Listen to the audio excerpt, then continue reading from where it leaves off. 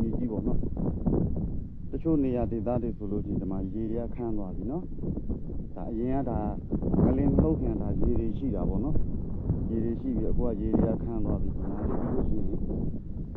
ဒါဘာကြီးတွေလည်းမသိတူးရင်းနေအရင်တော့အဲ့ထဲထွက်ပြီးအဲ့ထဲပြန်ဝင်သွားတာလို့ထင်တာပဲပေါ့နော်ရေတွေကဒါအရင်တော့ဆိုတာဒီနေရာတွေကရေတွေပါအခုကဒါရေမရှိတော့ဘူးပေါ့နော်ရေမရှိတော့ဘူးလူတော်ဆင်းလို့ရတယ်နေရာတွေဆို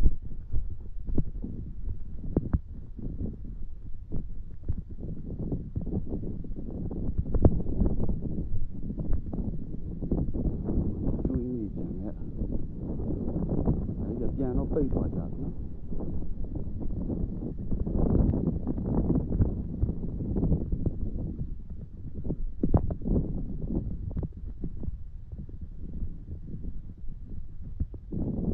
ရေတွေကတော့ဘယ်ရောက်လို့ရောက်သွားမှ